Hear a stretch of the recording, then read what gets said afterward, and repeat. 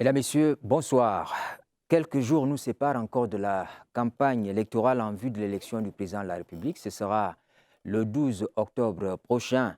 Au regard du jeu des actants et de ce qui se fait pendant cette période de pré-campagne, on a bien compris que les trois régions septentrionales, à savoir la Damawa, le Nord et l'extrême Nord, constituent un enjeu électoral majeur. Les candidats et leaders politiques de tous bords se sont succédés dans cette partie du pays qui est riche de plus du tiers du corps électoral national. Issa Chiroma Bakari, Bello Bouba Maïgari, deux des figures politiques locales y ont séjourné. Et au nom du président de la République, le ministre des Finances, Louis-Paul Moutazé, à la tête d'une délégation gouvernementale, a effectué une visite de travail dans la partie septentrionale. La ruée vers le Grand Nord est donc appelée à s'intensifier dans les prochaines semaines avec d'autres candidats selon leurs états-majors respectifs. À scène de presse ce soir, les invités vont échanger sur ce qui fixe l'attention dans ces trois régions. Ceux qui ont choisi d'être avec nous sur ce plateau vont également débattre de ce qu'on retient finalement de la présidence Afrique de la 79e session de l'Assemblée générale de l'ONU. Il faut savoir que cette semaine, Philemon Yang a remis le marteau de la séance à son successeur. Je vous présente donc les invités de scène de presse ce soir. Je commence par le bout de la table à ma droite. Simon Metingue, bonsoir. Bonsoir Séverin. Bon dimanche également à nos millions de téléspectateurs. Merci de m'avoir convié à votre émission. Merci d'être là. Vous êtes journaliste. Vous communiquez pour le secrétariat général du comité central du RDPC qui est un candidat à l'élection présidentielle. Tout à côté de vous, docteur Likibi Boubacar, bonsoir. Bonsoir aux téléspectateurs, bonsoir à tous qui nous suivent et merci de nous avoir conviés à cette émission. Vous êtes conseiller municipal de la ville de Maroua, par ailleurs directeur général de la Mipromalo, mais vous êtes ici en tant qu'acteur politique. À ma gauche et au bout de la table, Yaya Bello Daïlalou, bonsoir. Bonsoir Séverin, merci beaucoup pour l'invitation. Bonsoir aux nombreux Camerounais qui nous suivent et surtout bon dimanche à tout le monde. Yaya, vous êtes venu plusieurs fois ici sous d'autres casquettes. Cette fois, vous communiquez pour l'UNDP. Vous êtes derrière le candidat de l'UNDP, le ministre d'État Bello Bouba. C'est exact. Vous avez raison de le dire. J'ai intervenu ici plusieurs fois en tant que juriste et expert en idéologie politique. Aujourd'hui, j'ai la fierté d'intervenir ici pour le compte de l'Union nationale pour la démocratie et le progrès, qui est un grand parti, un parti qu'on ne présente plus, parce que c'est un parti qui a du poids sur le terrain et qui compte apporter une réponse aux Camerounais le 12 octobre 2025. Docteur Jean-Moïse Mbok, bonsoir. Bonsoir Séverin. Ravi de vous accueillir. Le plaisir est le mien. Bonsoir également à mes co-discutants. Bonsoir à le million de téléspectateurs qui nous suivent ici et ailleurs. Un bonsoir particulier à notre diaspora qui est très attentive à ce qui se passe au Cameroun. Je ne vais pas sortir sans saluer les militants du FSNC, en saluant naturellement tous les partis politiques qui sont en lice et ceux qui sont autour. Vous êtes le porte-parole du candidat Issa Chiroma Bakari, vous le confirmez? Je le confirme et je fais ce travail avec beaucoup de bonheur. Tout à l'heure, Timothée Abenaï Somba, il est journaliste, directeur de publication de La République et bien d'autres journaux, va nous retrouver pour la suite de cette émission. À tous, merci d'avoir accepté l'invitation de la CRTV. Comme on l'a vu, plusieurs faits ont marqué la période de la pré-campagne pour la présidentielle d'octobre 2025. Il y a eu, entre autres, l'annonce des candidatures, le tri d'Elections Cameroun, le contentieux des candidatures, l'entrée en scène du Conseil constitutionnel, l'émergence des différents challenges au candidat Paul Biya, la mobilisation de certains partis politiques de l'opposition autour d'une candidature consensuelle. On peut citer ça. Au moment de sortir dans cette période de pré-campagne, est-on en mesure de dire que le jeu des acteurs, tel que vous l'avez observé sur le terrain, ce jeu a suscité l'intérêt de l'électorat? Docteur Mbok. Alors, il faut dire d'entrée que nous félicitons tous ceux qui ont été retenus. On parle quand même de 83 candidatures à aujourd'hui 12 qui sont fermement retenues. Après, donc, le Conseil constitutionnel, il y a eu immédiatement la rencontre de Fumban, le principe étant justement de se parler. De se parler parce que l'opposition aujourd'hui se veut intelligente et se veut responsable. Et qui dit intelligent et responsable dit population, peuple, concertation. Il était donc question de se parler. Qu'est-ce que nous observons sur la scène des élections? Il fallait donc qu'on mette sur la table un ensemble d'éléments qui nous semblent préjudiciables et savoir comment on devait justement les régler. Et il a donc été question justement de la liste du fichier, il a été question d'un ensemble d'irrégularités qui nous semblaient quand même criardes, qu'il fallait poser soit à l'ECAM, soit au ministère en charge des élections, qui est le MINAT. Après donc, c'est ce moment-là, il fallait que l'opposition se dise que là, on a en face de nous un géant, mastodonte RDPC, et il est donc question d'affûter ses armes. Qui dit affûter ses armes, dit travailler avec sa base. Donc, pendant cette période, il y a eu des travaux énormes de concertation et de consultation auprès de la base, consultation entre les présidents des partis politiques, consultation entre les équipes même de campagne des différents partis politiques, consultation également populaire, consultation des acteurs sociaux, la société civile a été consultée, le clergé a été consulté, la presse a été consultée. Bref, il était essentiellement question de consultation, d'organisation et de voir comment se projeter. Maintenant, c'est dans la projection, en tenant compte de la volonté des populations, que le volet de la coalition a été mis sur la table. Parce qu'on écoute les populations, on a réfléchi à ça dans les différentes rencontres. Et puis après est venue la question du candidat consensuel. Là aussi, la question a été mise sur la table et ça a été discuté. Donc, la période de pré-campagne a été chargée, a été fournie. Et nous pouvons dire aujourd'hui que les partis dits d'opposition sortent vraiment plus outillés, plus équipés. Et je peux vous garantir déjà que la coalition, des moyens, des forces et des équipes sont mises en place. Alors, Simon, est-ce qu'on a beaucoup appris de cette période? Parce qu'on a vu... dès la liste que nous avons obtenue du Conseil constitutionnel, on a vu quand même une mobilisation des acteurs principaux sur le terrain, tout au moins leurs équipes, leurs porte-parole. Est-ce que cette période nous a permis d'apprendre beaucoup de choses? Vous savez, le processus électoral au Cameroun, déjà il faut d'abord saluer les acteurs du processus électoral camerounais. Cela montre que notre démocratie est une grande démocratie. Et donc, quand vous regardez un peu de la convocation du corps électoral jusqu'à ce jour, évidemment, les acteurs se déploient. Mais pour le cas du RDPC, nous, au RDPC, nous savons que l'élection se prépare dès le jour de la prestation de serment de notre président pour le cas de l'élection présidentielle, donc depuis le 6 novembre 2018, autant pour moi. Et donc, de ce fait, à partir de là, toute la base a recommencé à se mobiliser, à animer nos militants et militants, des sympathisants, de telle sorte qu'aujourd'hui,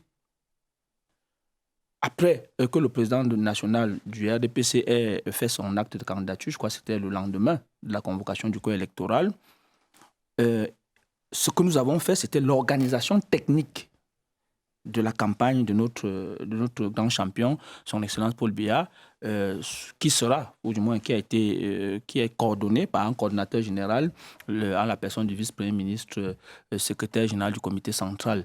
Et donc, notre organisation est comme notre appareil l'est d'ailleurs, c'est-à-dire que les régions, les départements, les communes et les villages. Et donc, de ce fait, nous n'attendons que le 27 septembre prochain pour nous lancer effectivement dans la campagne. Mais il faut regretter quand même certaines choses de ce qu'on voit dans le camp d'en face. On se rend bien compte que certains, aujourd'hui, sont déjà en campagne, parfois même au mépris des lois en vigueur. Mais nous également? Nous ne sommes pas en campagne. Nous ne sommes pas en campagne. On a même vu dans certains meetings des bulletins de vote, ainsi de suite, ainsi de suite. Bon, nous nous sommes dit, très bien, ça fait aussi partie de la démocratie, mais même si la loi était un peu oubliée de ce côté-là. Autre chose qui a été un peu regrettable, c'est les actes d'anti-jeu de certains du camp d'en face qui n'ont cessé de faire une fixation sur la candidature du président de la République.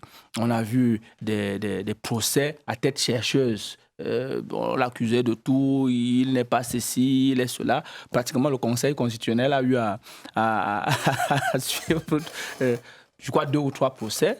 Ce que les autres candidats n'ont pas vécu, on sent très bien, c'est aussi parce que on a peur de notre candidat. Vous savez que c'est le grand champion et donc on voulait tout faire pour l'écarter de la course. Mais malheureusement pour eux et heureusement pour nous, c'est la loi et c'est la Constitution qui encadre les candidatures aux élections. Yaya, les appareils politiques se sont restructurés. L'opposition a pris conscience de ce qu'il fallait avoir un candidat consensuel. Oui. Alors, il faut être surpris des propos du représentant du NDPC qui disent qu'eux, ils sont en campagne depuis le premier jour du mandat et que les autres doivent rester et ne rien faire et attendre les 14 jours de campagne officielle pour agir. Non, je pense que ce n'est pas comme ça que les partis politiques fonctionnent. On sait bien que les partis politiques fonctionnent au quotidien parce que les partis ont d'abord des élus, les partis ont des assemblées représentatives qu'ils gèrent, notamment des communes. Par exemple, nous, l'UNDP, nous gérons même tout un conseil régional. Donc, nous ne pouvons pas rester dormir sur nos lauriers et attendre le jour de l'élection pour se réveiller. Ce n'est pas possible. Parce que les Camerounais lui ont fait confiance en lui confiant plus de 600 élus entre députés, conseillers municipaux, conseillers régionaux et même sénateurs. Toutes ces activités de communication, tous ces meetings que nous organisons, toutes ces descentes que nous faisons sur le terrain au quotidien, c'est pour expliquer aux Camerounais, aux citoyens électeurs, ce que nous portons comme vision et ce que nous entendons faire du Cameroun une fois qu'ils nous auront fait confiance le 12 octobre 2025. Maintenant, j'ai entendu parler du concept de candidat consensuel. Alors, moi, je pense que les alliances ou coalitions Oui, on a suivi cette semaine la sortie de votre parti qui se désolidarisait un peu de la logique qui est celle de la plateforme de Fumban ou du groupe de Douala. Vous dites que vous n'êtes pas associé alors que l'opposition... Dr Mbow disait tout à l'heure que l'opposition a pu trouver cette conscience de faire bloc. Alors, je veux dire, n'est-ce pas, en pareille circonstance, il ne faut pas présenter le concept de candidat consensuel comme une fin en soi. C'est-à-dire qu'on ne travaille pas pour définir un messie, entre guillemets, non. On travaille pour coaliser, pour mettre ensemble nos énergies. Donc, vous ne pouvez pas entreprendre d'organiser une coalition avec pour but de désigner un candidat, dit-on, consensuel, sans que les principaux acteurs soient concernés, sans qu'ils soient associés ni dans les démarches de consultation, ni dans les concertations, ni dans les négociations, en rien. Donc, comme tous les Camerounais, nous apprenons par voie des médias qui devait avoir un... Bon, on va revenir sur la candidature consensuelle, docteur Mbow. Je sais que vous avez des choses à dire sur cette question-là.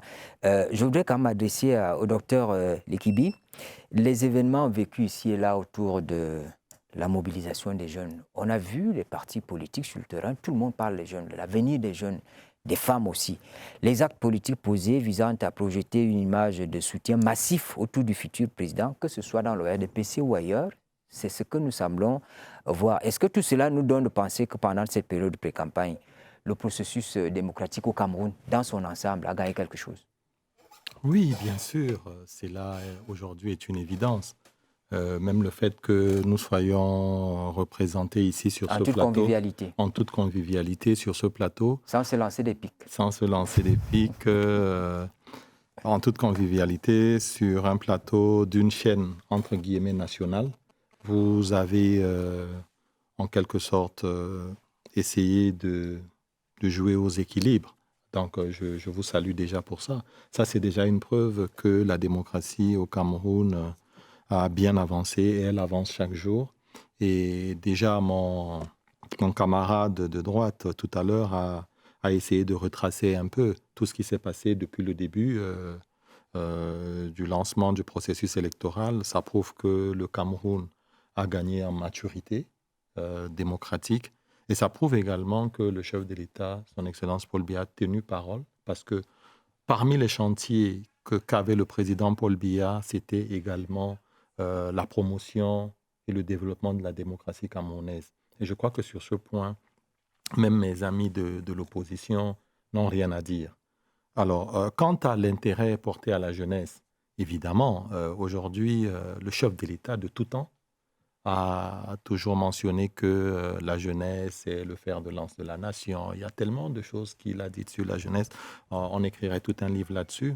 Mais je suis quand même surpris que l'opposition s'intéresse aujourd'hui à la jeunesse, alors que le chef de l'État s'est intéressé à la jeunesse depuis tout son magistère, tout au long de son magistère. Et par ailleurs, vous avez mentionné tout à l'heure la question liée aux travaux que mènerait l'opposition pour avoir un candidat unique. Alors, je m'interroge sur la pertinence même de cette question, tout simplement parce que est-ce qu'il s'agit d'avoir un homme ou alors il s'agit de vendre aux Camerounais une vision, comme le fait le chef de l'État? Parce que quand on cherche un homme qui va représenter, est-ce à dire que le candidat de l'opposition A va abandonner son projet de société pour adhérer au projet de société de B ou de C, ainsi de suite? Ou alors, ces candidats-là auront un projet de société également consensuel? C'est la question que je me pose. Alors, à cette question-là, je réponds tout simplement que finalement, le peuple camerounais n'est pas au centre de leur débat.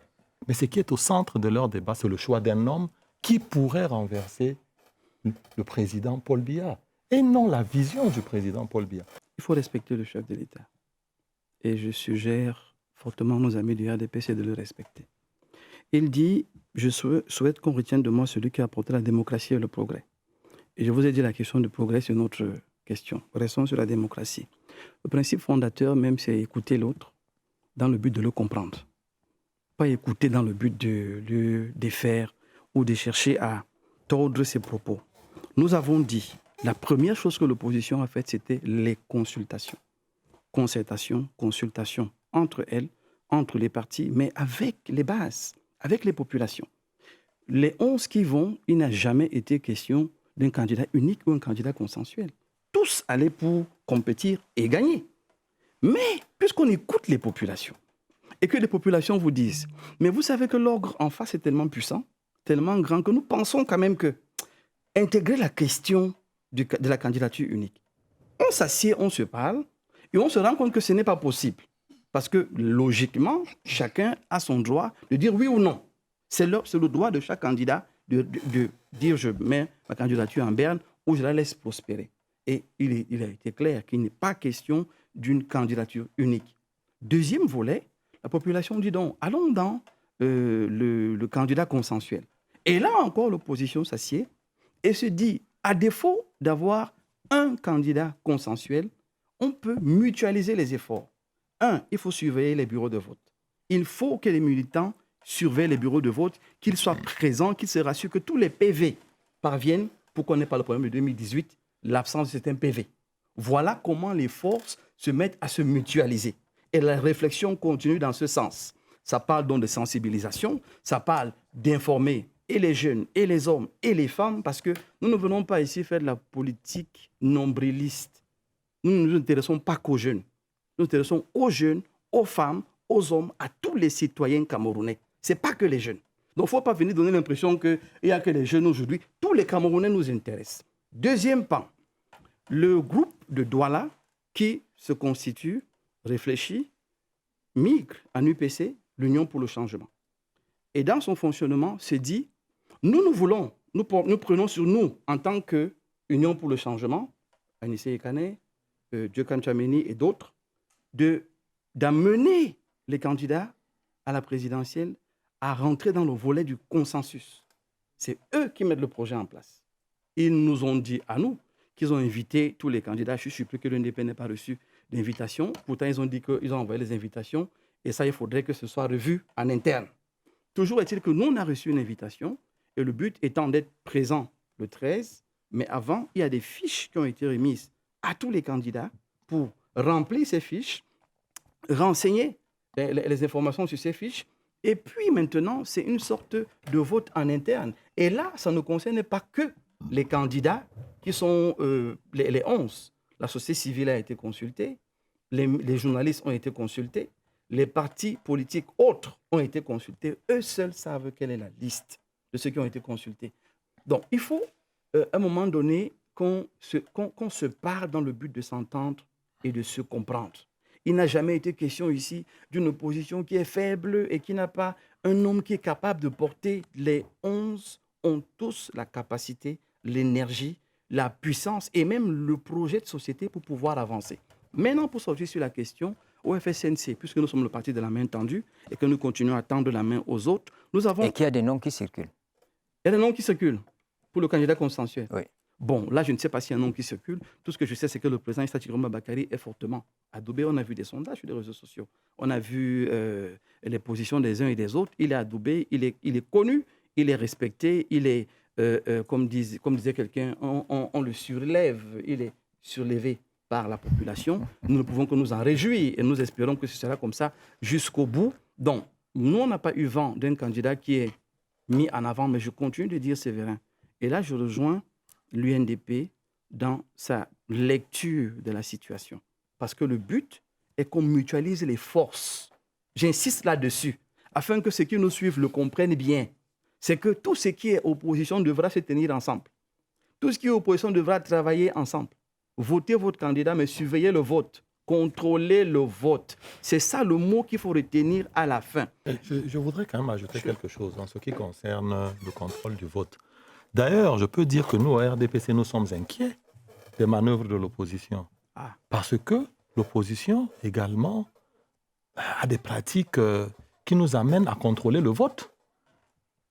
Parce que nous avons vu par le passé, dans certaines circonscriptions, où l'opposition aurait fait des choses qui ne sont pas, je dirais, qui ne sont pas démocratiques.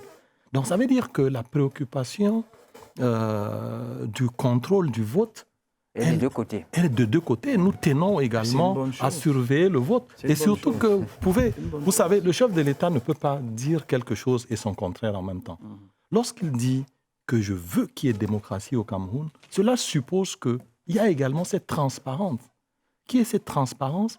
Que la vérité des urnes soit reconnue. Mais nous savons, par le passé, nous avons plusieurs exemples où l'opposition a tripoté la réalité des urnes. Donc ça veut dire que même nous, au RDPC, nous sommes inquiets. Et nous allons veiller à ce que cela ne se passe pas et que l'opposition ne triche pas. Voilà. Voilà, je dis, il ne faut pas faire croire aux Camerounais qu'il y a un système politique au monde où on a affaire, lors d'une élection, on a un candidat unique face au candidat sortant. Ça ne s'est jamais passé dans l'histoire du monde. L'UNDP est resté dans une démarche constante et objective. L'UNDP n'a jamais parlé de candidat unique, l'UNDP n'a jamais parlé de coalition, l'UNDP n'a jamais parlé de candidat consensuel. L'UNDP s'est inscrit dans une démarche inclusive. C'est-à-dire que l'UNDP dit aux Camerounais que nous avons des forces politiques. Parmi toutes ces forces politiques, chacune a quelque chose de pertinent, que ce soit sur le plan programmatique, que ce soit sur le plan du déploiement sur le terrain. Maintenant, l'idéal voudrait que ces forces-là aillent ensemble, c'est-à-dire coalisent les énergies. Au mieux, avoir un candidat de consensus. Bon, excusez-moi d'emprunter le thème. Maintenant, vous voyez dans la démarche de l'UNDP, on est toujours dans les concertations. Pas plus tard qu'hier, notre président national est allé vers M.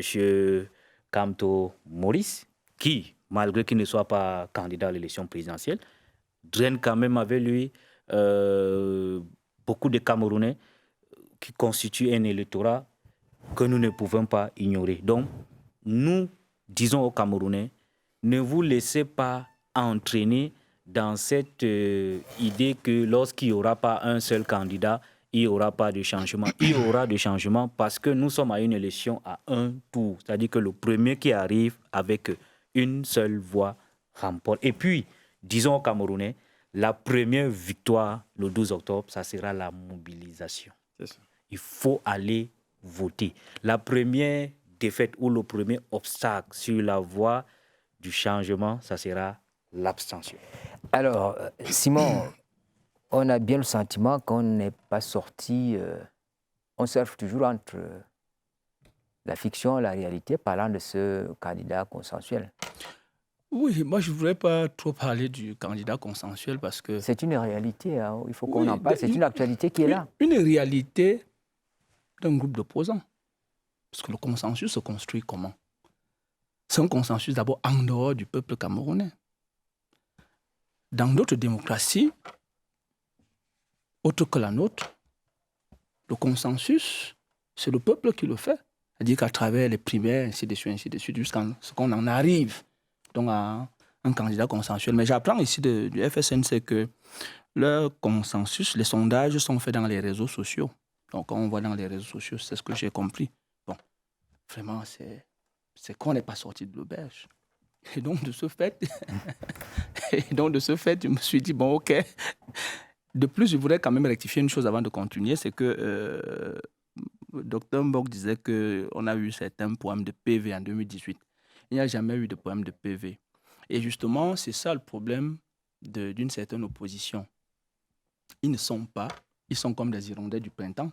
C'est-à-dire qu'ils arrivent au moment des élections, il y a une certaine impréparation, ce qui fait que les scrutateurs dans les 30 000 bureaux de vote, on n'en trouve pas. Et donc, ils ne peuvent pas avoir de PV. Mais nous, RDPC, nous avons tous nos PV, que ce soit du début du bureau de vote jusqu'à tous les paliers, parce que justement, il est comme intègre tous les acteurs du processus. Ça, je voulais fermer cette parenthèse pour le dire. Je reviens sur ce principe pour dire que l'opposition ne comprend pas le message que le peuple camerounais leur passe chaque fois. Le peuple camerounais ne choisit pas un homme. Il choisit une vision. Il choisit, on appelle ça comment? Une vision, mais il choisit également ce qu'on appelle les états de service. Les analystes nous disent que l'élection présidentielle, c'est la rencontre entre le peuple et... Quand vous parlez, on appelle ça, je ne sais pas... la vision de Attendez. Est-ce que... Parce que quand vous parlez d'un homme, n'est-ce pas? Tout à fait, on parlait d'un homme. On parle de la métonymie, je crois bien, désigner le contenu pour le contenant. On ne choisit pas n'importe quel homme. Celui-là qui a une vision. Donc, effectivement, on a vu que la dernière élection qui venait de se dérouler, ou du moins la dernière série d'élections qui vient de se dérouler, c'est cette vision qui a prévalu. On vous dit que le RDPC a 316 mairies sur 360. On venait de suivre mon ami de l'UNDP, Yaya Bello, qui se vantait d'avoir 600 conseillers, vous parlez de 600 élus. Le RDPC seulement pour les conseils, 9043. C'est vous dire que le peuple camerounais vous parle. Vous êtes dans la logique de voir un homme, vous béatifiez un homme pour béatifier un homme. Non. Un homme qui a du contenu, qui a une vision. Et c'est donc de ce fait qu'aujourd'hui, nous sommes sereins. Nous sommes sereins parce que depuis la nuit des temps, nous sommes avec le peuple. Je vous rappelle que dans nos statuts, on impose au comité de base, aux sous-sections et aux sections de faire 4 rencontres par an. On appelle ça les conférences de section conjointes. Donc, à chaque trimestre, vous avez les militants. Les militants, c'est qui? C'est le peuple, avec qui on échange et on fait un rapport. À la suite de ce rapport, on le renvoie jusqu'au niveau du bureau du président national. Ce qui fait donc que nous avons le pool des populations à chaque fois. C'est pour cela que notre vision est la plus réaliste et la plus pragmatique. Mais quand vous voyez ça, à l'approche des élections que vous voyez, on vous parle de consensus, candidat consensuel, et on vous parle des critiques, on fait le dénigrement parce qu'on ne peut pas, on ne veut pas regarder la réalité en face. En tout état de cause, nous aujourd'hui, nous sommes en train sereinement de mettre à jour, de mettre en branle notre appareil politique pour que nous allions présenter au peuple ce que nous avons fait ensemble, ce que nous sommes en train de faire ensemble et ce que nous comptons faire ensemble. Voilà. Je voudrais, si vous permettez, ajouter quelque chose à ce qu'il vient de dire concernant les PV. Lors des dernières élections présidentielles, fort heureusement, j'étais à Marois. J'ai fait le tour de pratiquement l'ensemble des bureaux de vote. Et le premier constat qui se dégageait au niveau de Marois, je dis bien au niveau de Marois-Ville, ça c'est bien de le préciser, j'ai trouvé à peine 5 représentants du MRC. 2 ou 3 représentants du parti qu'avait M. Cabral Libye. Alors, ça peut vous dire déjà ce que cela veut dire quand quelqu'un se lève un bon matin pour vous dire qu'il n'a pas reçu les PV ou bien certains PV ne sont pas arrivés. Ça, c'est à Maroua. Imaginez donc hors de Maroua, dans les villages. Donc, ça, c'était une réalité indéniable. Et la deuxième chose est que le RDPC et les gouvernants actuels, ce sont des gens qui sont proches du peuple. L'adage dit « on n'attend pas le jour du marché pour nourrir sa poule ». Et c'est ce que fait l'opposition aujourd'hui. Par exemple, je vais prendre un exemple. Dans l'extrême nord, il y a eu des inondations. Dites-moi, quel est le parti politique, hormis le RDPC, qui est venu au chevet des populations? Je n'en vois pas beaucoup. Quand j'entends le DG venir dire ici, j'ai envie de dire, toute honte bue, que les inondations au nord, on n'a vu personne autour des populations. Mais c'est grave, monsieur le conseiller, parce que dans les missions régaliennes de l'État, il est question de protéger les populations.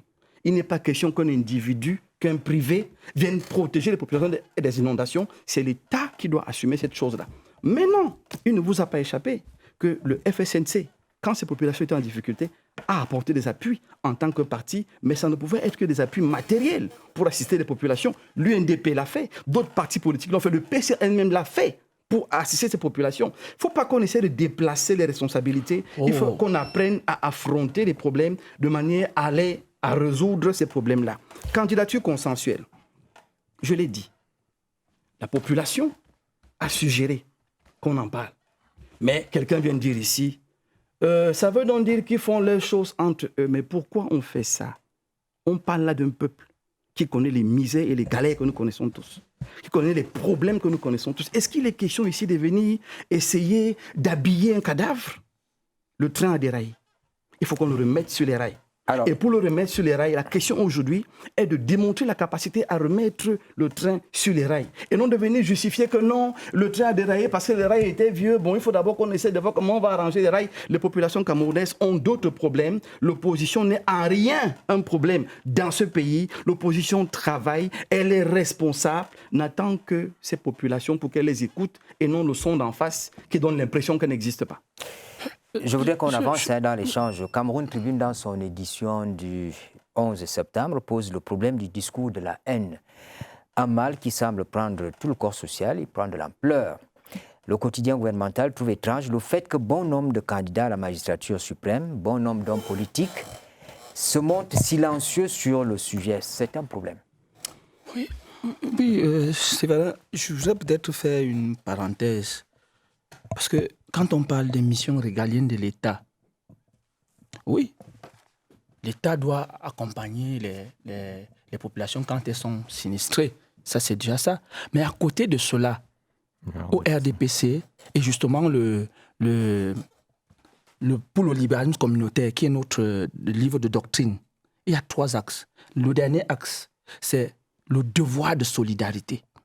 C'est-à-dire que nous avons le devoir de solidarité et ça s'est toujours matérialisé.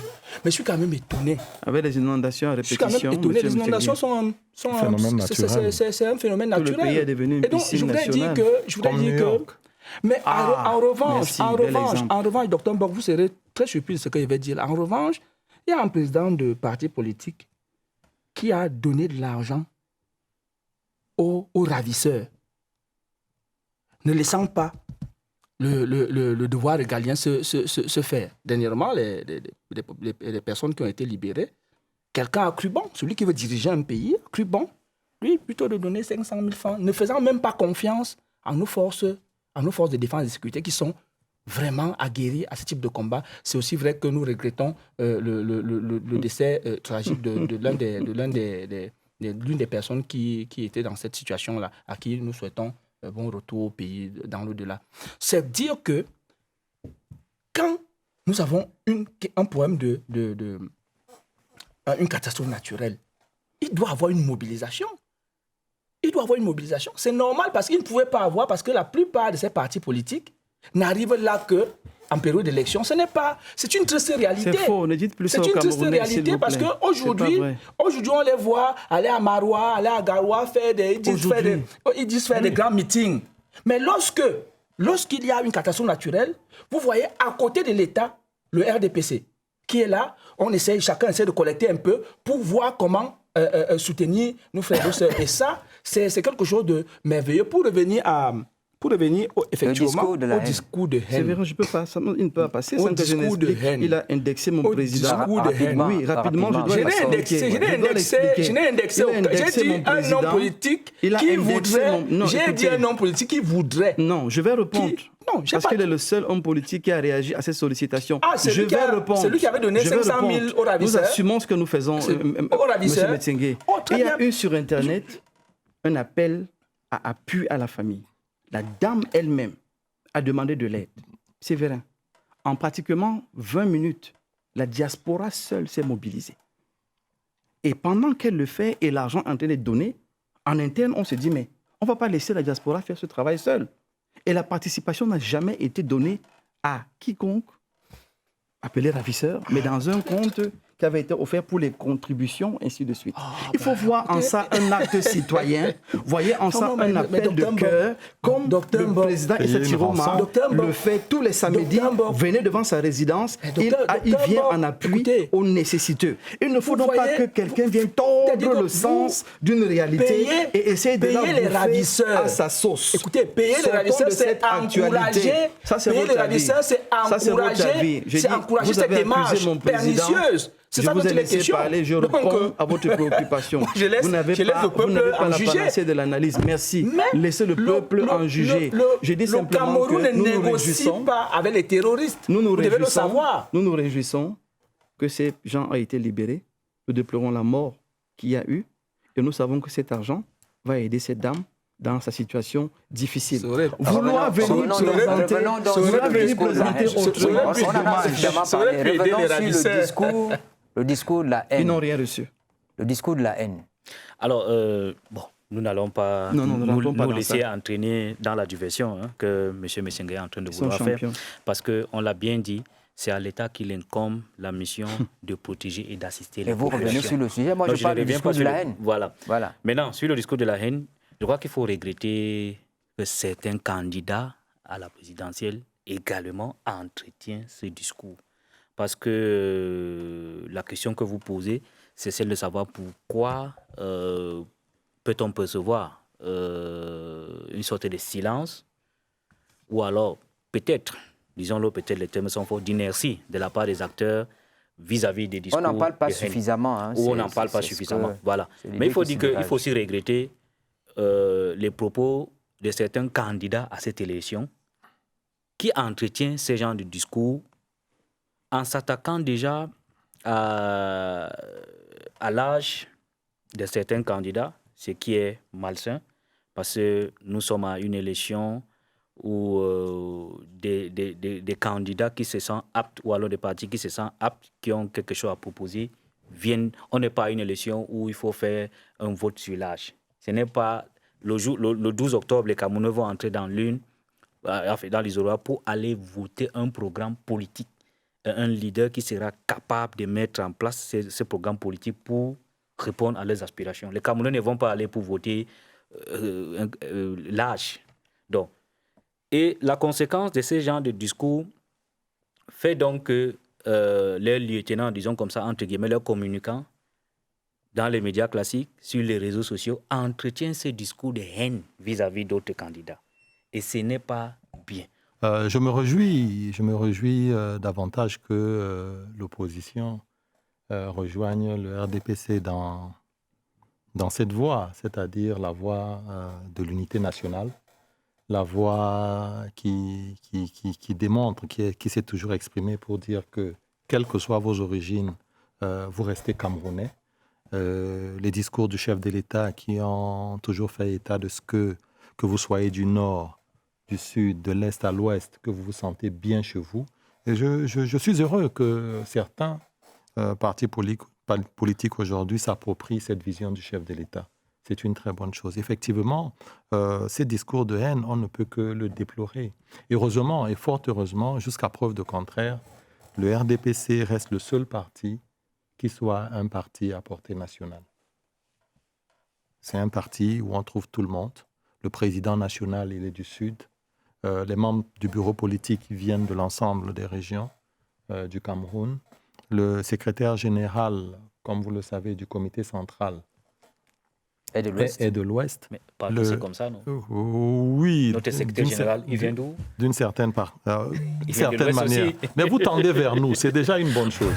Docteur Mbok, est-ce qu'on pourra vaincre cette affaire de discours là, Alors, à mon avec sens, l'implication des forces politiques, des acteurs politiques que vous êtes?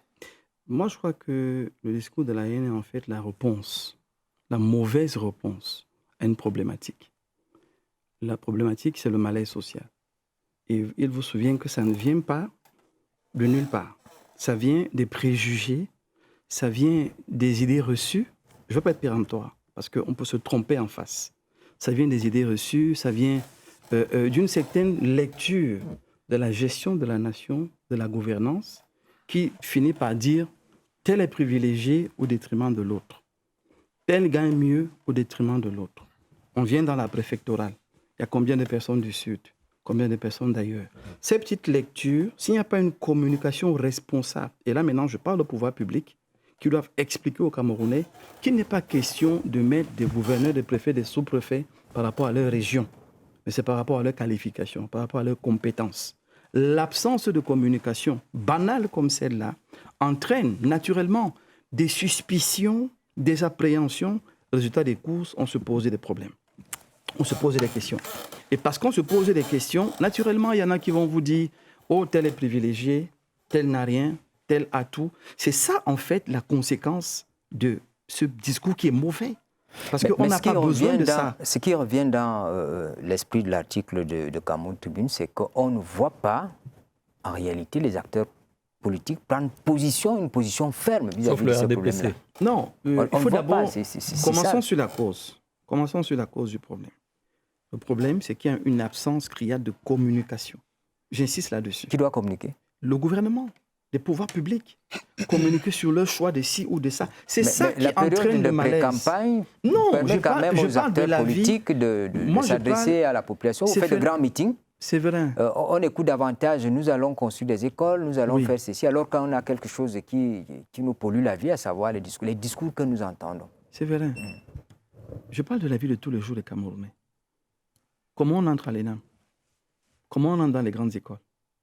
Si vous ne prenez pas la peine de rassurer les Camerounais, croyez-moi, chacun est libre de se dire c'est parce que tel a la godasse, tel a le talent. Pourtant, ce n'est pas toujours le cas. Je dis ces discours viennent de quelque part.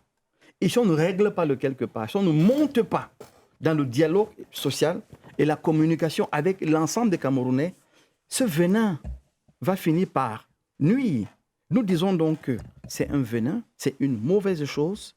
Il faut donc que les hommes politiques prennent naturellement conscience davantage de ce problème-là, mais en interne. Et Yaya Bello le disait, la vie même des partis politiques, c'est une vie nationale. Au FSN, le président est du Grand Nord. Ce qui assure l'intérim au secrétariat général, Maninx c'est du littoral. Je suis du centre. Et on peut citer d'autres. Donc, tous les partis politiques aujourd'hui vivent la réalité de la communauté nationale. Maintenant, ce discours, il faut dire que certains l'entretiennent parce que ça les arrange et c'est un venin pour la société. Maintenant, si les hommes politiques sortent et se mettent à en parler d'autorité, vous allez entendre qu'on est en train d'usurper les fonctions qui ne sont pas les nôtres. C'est pour ça que je dis ici, de manière péremptoire, l'éducateur social de la nation, c'est celui qui gouverne. Celui qui peut adresser en permanence les questions du vivre ensemble, c'est celui qui gouverne. Vous imaginez, il y a une commission qui a été créée. Je me lève et je me mets à assumer les missions de ce conseil. Je vais être attaqué. Donc, on n'est pas d'accord avec ça. On le dit avec la dernière énergie, mais il faut savoir d'où ça vient et corriger le plus rapidement. Et nous tendons la perche au pouvoir public. Alors, c'est vrai. Je crois qu'il faut noter que les hommes politiques de l'opposition, pour la majorité, ne peuvent pas être la solution contre ces discours de haine. Et pour la simple raison qu'ils utilisent même ces discours de haine et ce discours ethno-fasciste. Je vais vous dire pourquoi. La plupart des partis politiques, sauf le RDPC, sont des partis localisés. dans la carte politique du pays, vous verrez très bien que l'UNDP, la plupart de ces communes, les 17 communes, sont Garoua-Boulaye, on va dire vers le septentrion, et le reste est dans le septentrion. Vous voyez, je ne parle pas de Grand Nord, je parle de septentrion, qui est une partie géographique. Et donc, de ce fait, pour essayer de créer une certaine émulation, utilise des actes anti-communautaires, c'est-à-dire que de rejet des autres communautés. Ils le font, la plupart le font. Vous voyez donc qu'on se retrouve donc avec le RDPC seul et l'État à pouvoir se battre pour que on parle du vivre ensemble. D'ailleurs, qu'est-ce que nous portons comme projet de société? C'est un État unitaire décentralisé, un État un et indivisible. On ne peut pas être un si nous sommes à chaque fois en train d'exacerber les tensions communautaires pour des raisons électoralistes. C'est ça dont il est question. Et donc aujourd'hui, c'est normal que certains qui trouvent que leur candidat est jeune versent dans la gérontophobie. C'est comme ça que ça fonctionne. Donc, vous n'avez qu'à voir, par exemple, quand je suis Dr Mbok parler, je tombe des nues. La lettre que le ministre Chiroma a écrite, il a écrit à qui? À qui? Vous voyez? Il a écrit au fils du Grand Nord. Vous voyez très bien? Fils du Grand Nord. Est-ce qu'il y a des citoyens du Grand Nord et ceux du Grand Sud? Nous sommes tous des Camerounais. Voici, mon frère. Nous sommes des camarades. On a les mêmes problèmes, on a les mêmes atouts, ainsi de suite, ainsi de suite. Et c'est comme ça qu'on construit le Cameroun. On ne peut pas construire le Cameroun en disant Grand Nord, Grand Sud, ainsi de suite, parce que ce sont ces hommes politiques qui vient véhiculent. de quelque part, on peut s'adresser écoutez très bien. À ses origines aussi. Nous disons ceci. Un homme politique qui veut gouverner un pays regarde le pays dans sa grande mosaïque. Il ne fait pas de spécificités. Et donc, de ce fait, on se retrouve donc face à un discours. Parce qu'on a un parti politique qui est national et des partis politiques localisés qui veulent sauvegarder leur poids politique dans leur zone et essayer d'exacerber cette tension même au niveau d'une élection à scrutin unique. Et ce n'est pas bien, c'est déplorable. Le gouvernement fait tout ce qu'il veut. Moi, je suis ahuri quand j'entends le docteur Mbok dire que s'il revient au gouvernement, quelles sont les missions d'un parti politique?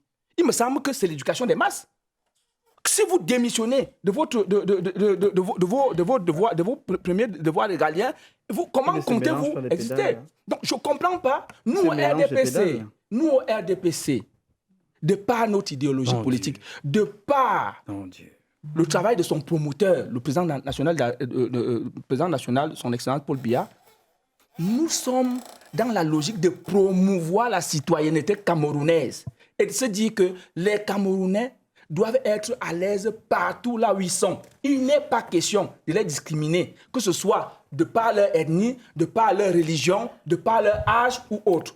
En revanche, il faut davantage, et c'est ce que nous faisons à RDPC, continuer à encourager la commission du bilinguisme et du multiculturalisme qui fait un travail assez impressionnant. Vous savez qu'aujourd'hui, là, on enseigne les langues locales dans nos écoles. C'est déjà un pas. Un très grand pas. Je pense que dans cette intégration nationale que nous sommes en train de promouvoir, et nous sommes d'ailleurs les seuls sur ce chantier, il va falloir que, tout au moins, tous les hommes politiques fassent ce travail de sensibilisation, d'éducation des masses.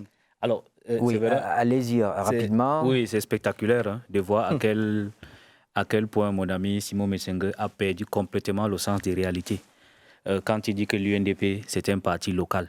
Alors que je lui rappelle que dès le 1er mars 1992, lors des municipales et législatives, l'UNDP a eu des élus dans les 9 provinces de l'époque. 9 provinces sur 10. L'UNDP a eu 68 députés. Et je leur rappelle que le RDPC en 92 n'avait pas eu de majorité. N'eût été son alliance avec un parti dit du Nord. Mais dépasser l'UNDP de 20 députés. Écoutez-moi ça. Voilà, donc, il ne faut pas... Si vous avez perdu le sens des réalités, les Camerounais n'en ont pas perdu. D'accord. Les Camerounais savent que aujourd'hui, les partis sont nationaux. Nationaux. Et je conclue rapidement sur ce problème. Je crois qu'il ne faut pas aussi décharger l'État de sa responsabilité, notamment le régulateur. Non, mais personne ne l'a dit. Voilà. Le régulateur, l'État fait déjà ce qu'il fait. Ce qui vous préoccupe ici, c'est les partis politiques. Les messages de haine sont pour la plupart diffusés sur les réseaux sociaux. Maintenant, il y a un régulateur qui ne doit pas seulement les laisser... réseaux sociaux, on entend ça sur les plateaux de télévision. Voilà. Pas seulement les réseaux sociaux. Même dans la rue. Oui, je crois qu'il faut renforcer la régulation, sans censurer, bien sûr, la liberté d'expression, mais il faut... Parce qu'on ne peut pas se permettre de laisser que sur les réseaux sociaux, les gens disent tout et du n'importe quoi. D'accord, docteur moi, Mbok, rapidement, très rapidement. La lettre ouverte à Sa Majesté Cavaille, pour ceux qui savent lire, le président Tiroma a commencé par Majesté. Et la lettre, elle est très claire. Il parle du particulier au général. Il parle du cas du Grand Nord, mais il parle de tout le Cameroun dans sa globalité. Sur ce plateau, c'est moi qui ai la qualité d'interpréter et de dire ce que le président Tiroma a dit. Maintenant, je ne rentre pas dans votre parti pour interpréter vos lettres et vos textes. Assumez vos responsabilités. Deuxième point, Séverin. Vous savez, il y a des gens qui m'amusent quand même. Un ministre dans cette République, et je veux que Simon Messinger, monsieur, très bien s'est levé, et il a dit, quand vous parlez au peuple, quand vous communiquez avec la population, il y a des mots qui sont réservés au chef de l'État. Il a dit ou pas? Il a dit. Ça veut dire qu'il y a un ensemble d'actions qu'il faut mesurer, qu'il faut contrôler. Nous sommes d'accord avec cette commission du multiculturalisme. Nous la doublons. Nous disons que c'est une belle chose, mais il ne faut pas qu'on essaye de faire porter aux partis politiques une responsabilité qui n'est pas la leur. On ne saurait nier la portée souvent régionale, c'est-à-dire des partis politiques de l'opposition ou parfois, si on peut le dire, localitaires. Parce que ça, même en Occident, il y a ce qu'on appelle le fief. Et généralement, le fief des partis politiques d'opposition est souvent très restreint.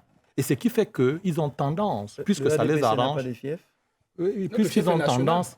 Ah, d'accord. Vous êtes puisqu'ils ont tendance... C'était le parti unique. Merci. Rappelez-le aussi. Puisqu'ils ont tendance... que c'est possible. Puisqu'ils ont tendance à faire vibrer la fibre locale, que je suis ton frère, donc vote-moi. C'est pour cela que d'ailleurs cette lettre, comme je dis, disons c'est ma lecture. Merci. Le docteur Mbok a N'insistez pas, c'est moi le communicateur du FSNC. Une autre lecture.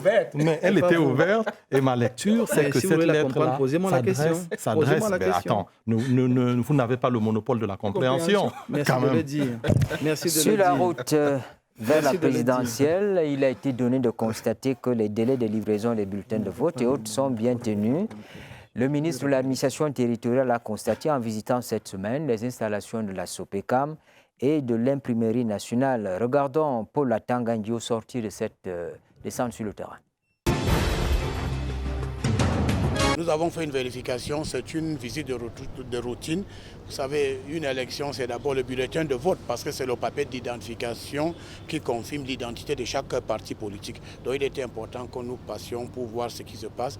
Madame le directeur général nous a donné les explications. Elle a terminé son travail depuis une semaine et maintenant les employés de l'ECAM sont en train de faire le paquetage. Donc il est important de suivre le processus du début jusqu'à la fin et de s'assurer que les choses évoluent normalement. Comme j'ai souvent dit, le chef de l'État a donné pour instruction un scrutin présidentiel bien organisé dans un environnement apaisé. Et pour que ça soit ainsi, il faudrait que le matériel électoral soit disponible à temps et dans toutes les circonscriptions électorales. Donc je crois que je suis rassuré de ce que j'ai vu. Pendant la pré-campagne, nous l'avons dit, on a bien vu que les trois régions, la Damawa, le Nord et l'extrême Nord, riches du plus du tiers du corps électoral national, attirent beaucoup de monde. Issa Kiroma Bakari, Bello Bouba Magari et puis le ministre Louis-Paul Motazé, tous ces gens-là sont allés là-bas et nous pensons que les sollicitations et les visites vont se multiplier dans les prochains jours. L'enjeu dans cette partie du pays, c'est quoi? C'est un enjeu simplement électoral parce qu'on a une élection le 12 octobre. C'est un enjeu économique, c'est un enjeu politique. Pourquoi cette fascination? Alors, il faut dire que l'enjeu est à la fois électoral, économique et social. Électoral, pourquoi? Parce que les trois régions, à elles seules, constituent au moins 40% de la population nationale et 32,9% de l'électorat pour le 12 octobre.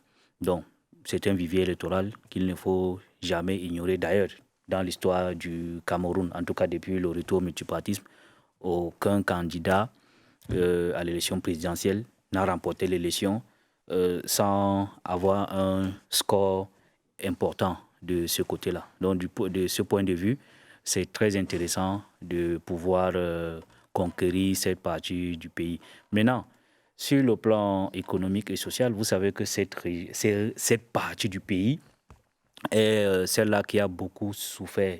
Sinon, celle qui a le plus souffert durant ce mandat qui est en train de s'achever. Tout à l'heure, on a parlé des inondations. On sait que dans cette partie du pays, chaque année, lorsqu'il y a des grandes pluies, il y a forcément des inondations. Eu égard au relief de ce côté, les terrains sont plats et ce qu'on appelle les maillots, c'est-à-dire les fleuves, débordent toujours et il y a toujours ces problèmes.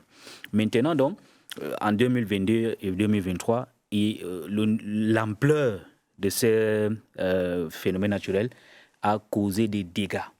Donc, se posons la question de la reconstruction, de même l'assistance et même de la protection, de l'anticipation même, parce qu'on sait à peu près qu'il va pleuvoir et qu'il y aura toujours des débordements. Mais maintenant, donc, qu'est-ce qu'on fait pour réduire le risque, les menaces? Bon, la réponse gouvernementale, elle a eu lieu. On ne peut pas nier que rien n'a été fait, mais c'est insuffisant. C'est insuffisant. Maintenant, le réseau routier de ce côté, c'est-à-dire aujourd'hui... Le désenclavement dans cette partie du pays est à aujourd'hui, revoir. L'insécurité est grandissante. La population, la démographie est galopante, pour dire peu.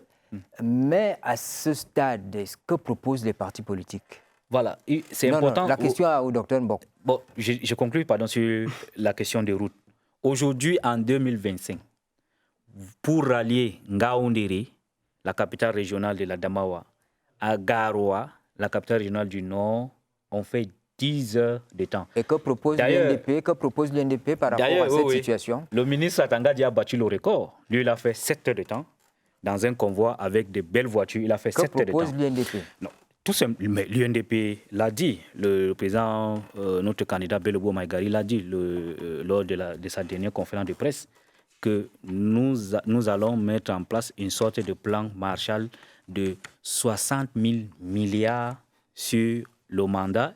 Et dans cet argent... Financé sur la base de quoi? Financé sur la base locale. C'est-à-dire on ne va pas encore endetter le Cameroun.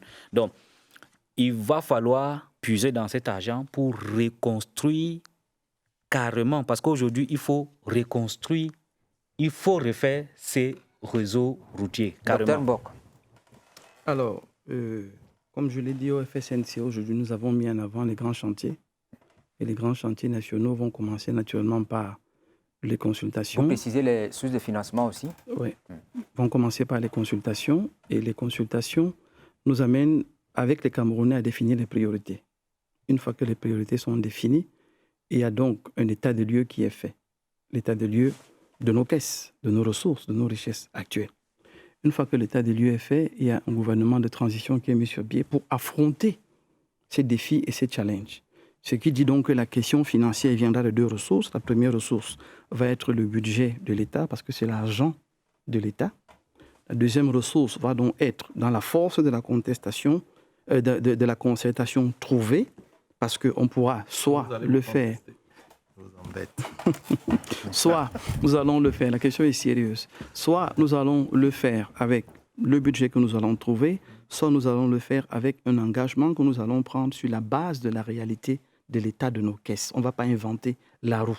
À partir de là, le défi et le challenge, le président Tiroma l'a présenté dans cette lettre ouverte qui donne des sueurs froides à plusieurs, mais qui dresse un état des lieux.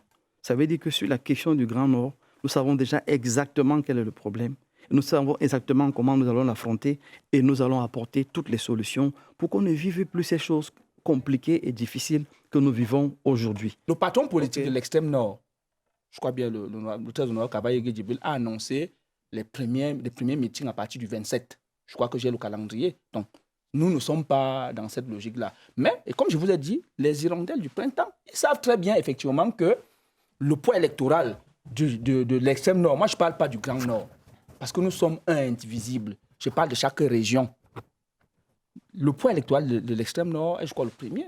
C'est le premier bastion électoral, il me semble. Après c'est le centre, après le littoral, et on revient ainsi de suite, ainsi de suite.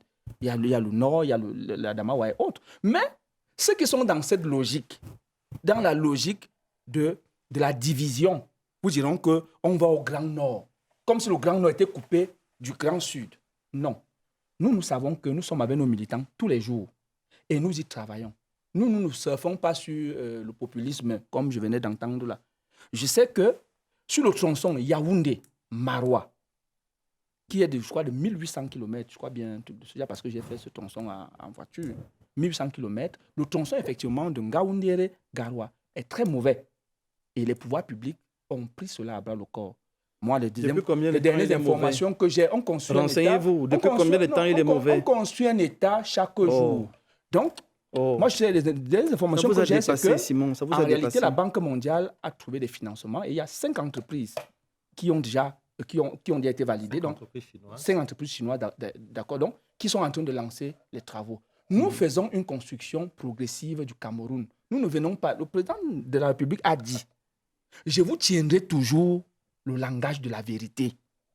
Alors, il ne vient pas ici pour vous dire que tout sera bon, sera mauvais. C'est que chaque jour, nous allons agresser les difficultés des Camerounais.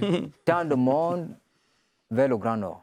Bon, je parle de Grand Nord pour que les téléspectateurs comprennent. Hein. C'est bien sûr l'Adamawa, le Nord, etc. Merci beaucoup. Je suis un peu surpris que aujourd'hui l'opposition s'intéresse entre guillemets au Grand Nord.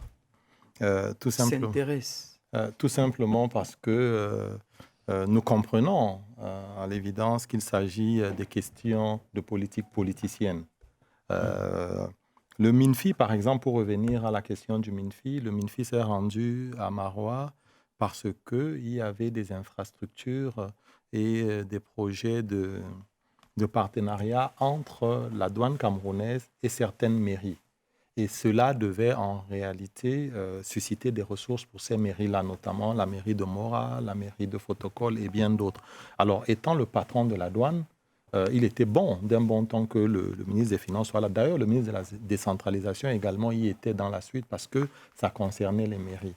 Bon, évidemment, les populations de l'extrême nord et surtout les militants du RDPC ont ressenti le besoin de se mobiliser pour réserver un accueil favorable. Merci pour votre franchise déjà. Oui, un accueil favorable au MINFI parce que l'opposition racontait déjà des choses qui n'avaient pas de sens dans les réseaux sociaux et tout. Donc le RDPC s'est mobilisé. Ça, on ne peut pas le nier. Mais ce n'était pas pour des questions électoralistes parce que c'est une base qui existe déjà.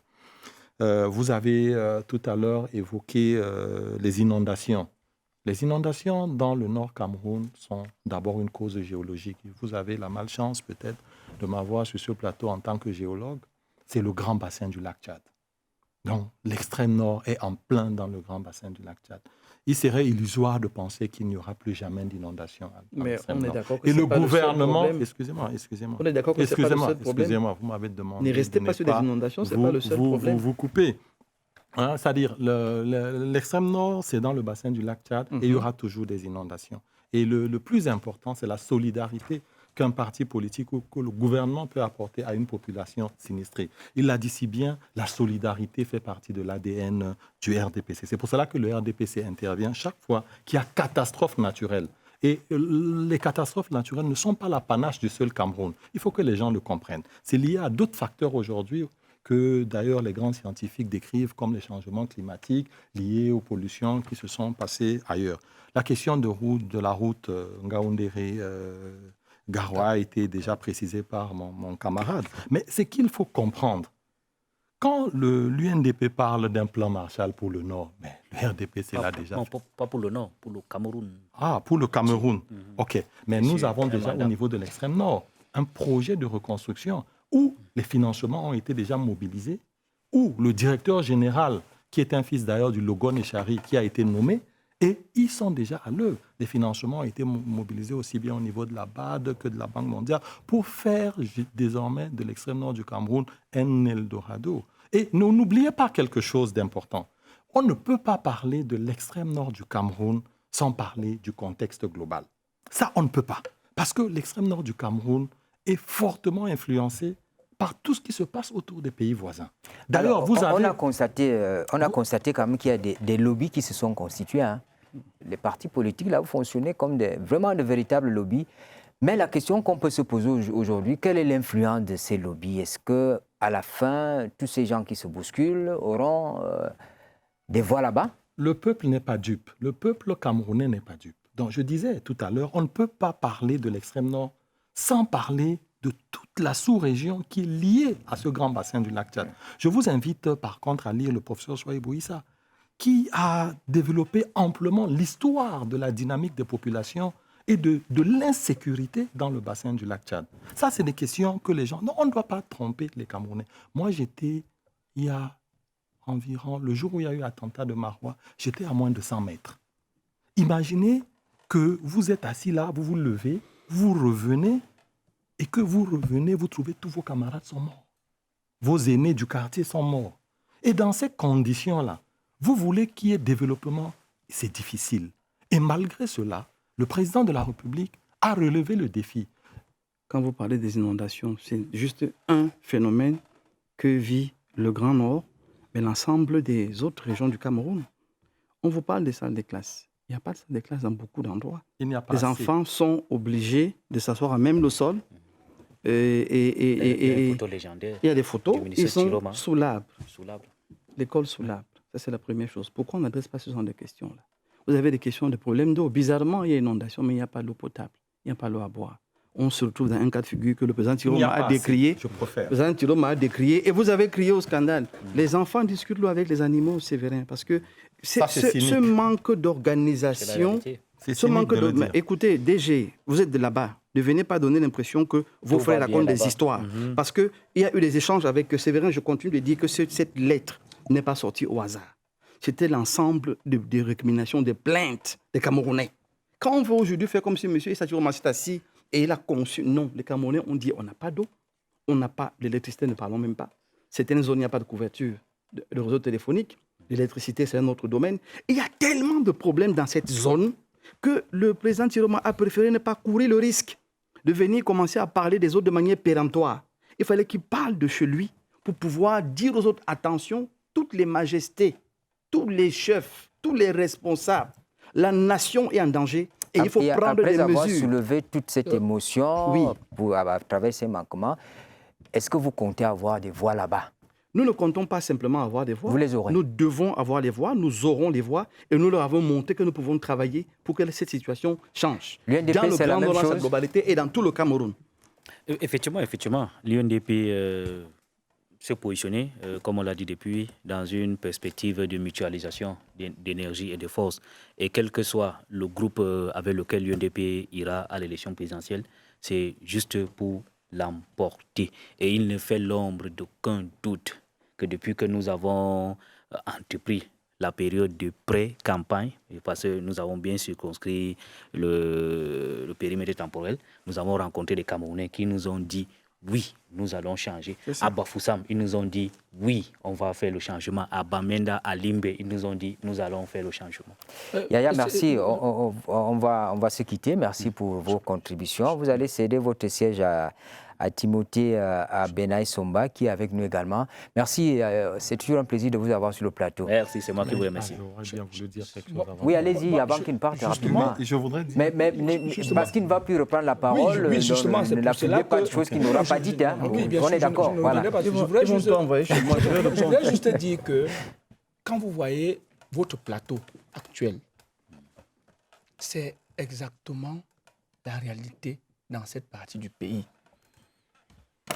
Nous sortons d'où? Quand le président de la République a mis en place ce qu'on appelle les zones prioritaires d'éducation, c'était pour qu'aujourd'hui, on ait des grands directeurs généraux comme ceci, des personnalités comme Yaya Bello et autres, pour qu'il n'y ait pas de Camerounais au rabais.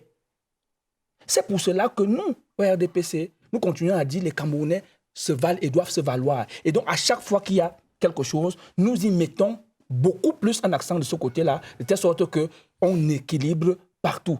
Donc, je crois que nous, on continuera à travailler sereinement et de façon raisonnable. Pas effectivement parler de 60 000 milliards de francs CFA. C'est à dire que et la projection, c'est sur combien de temps? C'est sur quoi? Vous allez prendre l'argent où? Mais je peux vous dire quelque chose. Quand l'ancien président de la République laisse le pouvoir, le taux de scolarisation dans le Nord camerounais était à quel pourcentage? Ça ne faisait pas le 10e du taux d'aujourd'hui. Donc, c'est pour dire qu'il y a progrès, mais beaucoup reste à faire. Voilà ce que j'ai à dire. Nous avons donc le plaisir d'accueillir Timothée qui est avec nous. Timothée, on va davantage faire le bilan de Philémon Yan qui a remis le marteau de séance. Philémon Yan était président de l'Assemblée générale qui a clôturé les travaux avant donc de transmettre le marteau de séance à son successeur, Madame Anne-Hélène Barbock, ancienne ministre fédérale des Affaires étrangères de l'Allemagne, qui a prêté serment devant l'Assemblée. Alors, peut-être qu'on revient sur le sujet, mais vous brûlez d'impatience, vous voulez dire quelque chose par rapport à ce qui a été dit avant, rapidement.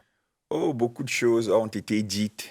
Le seul constat que je peux faire est qu'il y a un gros enfumage de la part de certains acteurs politiques qui instrumentalisent les discours de haine, parce que le discours de haine leur sert de moteur face au mastodonte RDPC qui est en face.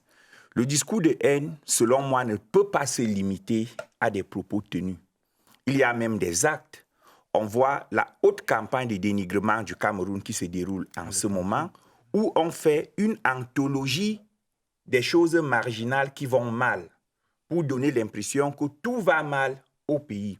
Or, l'honnêteté des acteurs politiques aurait voulu que l'on démontre tout ce qui a déjà été fait. J'ai vu une image qui montre une salle de classe d'une localité dont on n'est même pas sûr que c'est le Cameroun, et on dit tel parti, oyez. Mais vous ne dites pas aux Camerounais qu'il y a plus de 100 000 écoles qui sont construites et au sein desquelles les enfants ont pris le départ de la rentrée.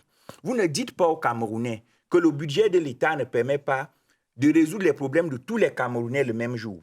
Vous ne dites pas aux Camerounais que le 10 février 2023, le président de la République, en annonçant la création de l'université de Bertois, de l'université de Garoua et de l'université de Bolova, a fait le serment national de niveler ou alors de péréquater le développement afin qu'il n'y ait plus aucune région qui soit minorée face à une autre.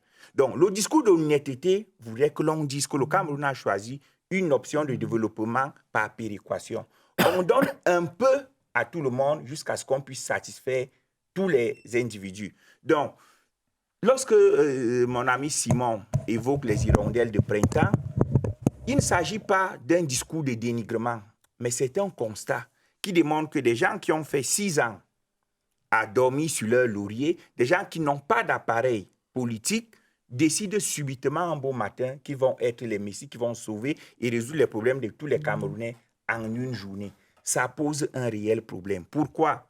Aujourd'hui, ils font le fétichisme de la coalition. Mais c'est une coalition de... Dr. Mbok ne va pas vous laisser dire ça. Oui, mais c'est une coalition de sommet. Et à l'heure actuelle, sur le plan juridique, aucune coalition ne peut plus tenir. Parce que les bulletins de vote sont déjà préparés, sont déjà imprimés. Tout ce qu'ils peuvent faire aujourd'hui, c'est une sorte de marchandage politique. Et un candidat sérieux, j'ai appris que certains candidats sont allés rendre visite, ils vont faire la danse du ventre à quelqu'un qui est hors course. Ils démontrent aux Camerounais qu'ils n'ont pas l'étoffe de gérer le pays. Ils démontrent aux Camerounais qu'ils n'ont pas la capacité de séduire les militants d'un candidat qui est hors course. Et ils démontrent aux Camerounais, ils veulent donner l'impression aux Camerounais que les Camerounais ne savent pas choisir par eux-mêmes, que les Camerounais choisissent en fonction des consignes de vote.